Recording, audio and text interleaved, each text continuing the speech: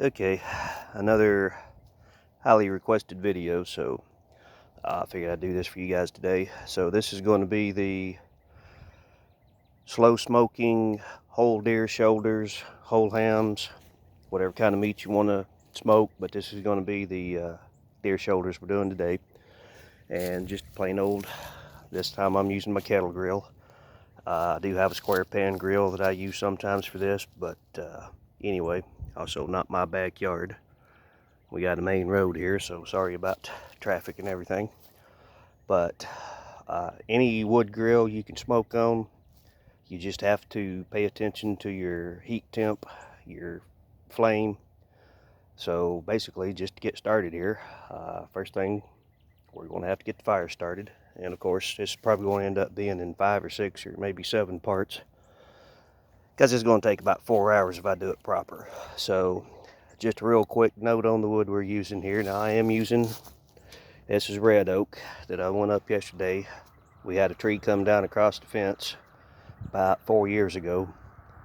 So this is seasoned wood. The log is still up off the ground, about 3 to 4 feet off the ground. Wait for traffic. And so the wood is seasoned, but the wood is wet since I just cut it yesterday and I just now split it. So this wood is wet in the middle. Not going to hurt anything, because normally if you have real dry seasoned wood, one thing you can do is keep you a spray bottle.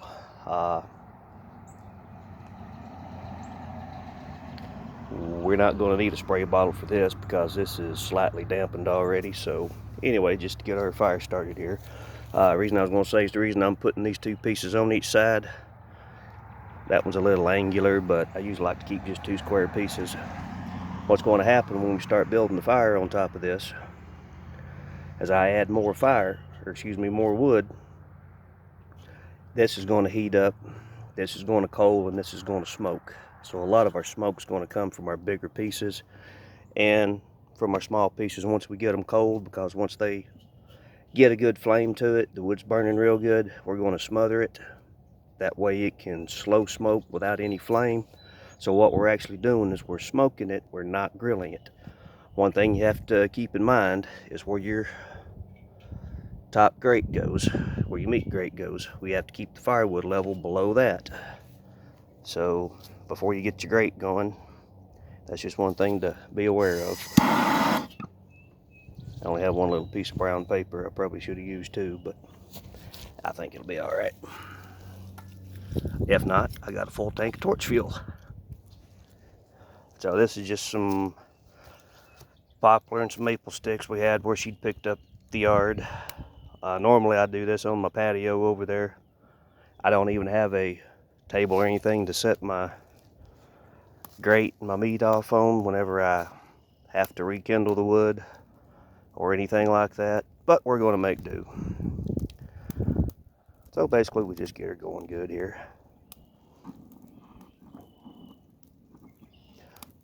Nice little bit of kindling and a small piece of paper is about all you need. No charcoal lighter, no, lots of this, lots of that. Here's some plain old sticks and a little fire.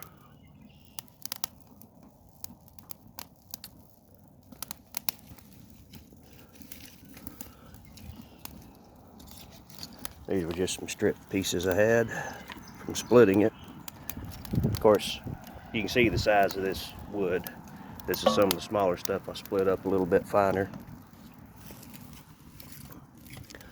And when we get into the actual getting ready to smoke, I do have a little bit of pear. I didn't have any apple up there when I went yesterday. But again, I mean, you can feel this wood. Of course you can't, but just saying, if you were testing your wood, if it feels a little bit damp, something in like an oak, that's not going to hurt, because this stuff's going to burn so hot once you do get it going. Another reason for your kindling, that it's going to dry pretty quickly.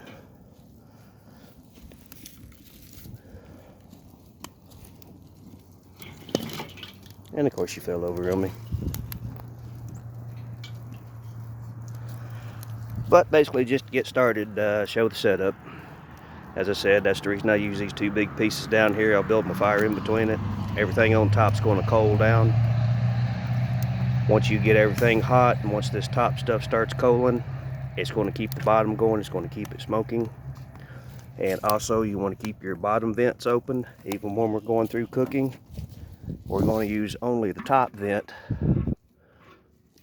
which is kind of stuck. My poor grill's about 20 years old. It's been sitting out in the weather for about 10 years without a cover. But we're only going to use the top vents to regulate the fire and regulate the smoke.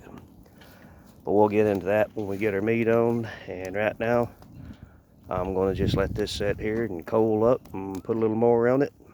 And I'll be back when we get ready to lay the meat.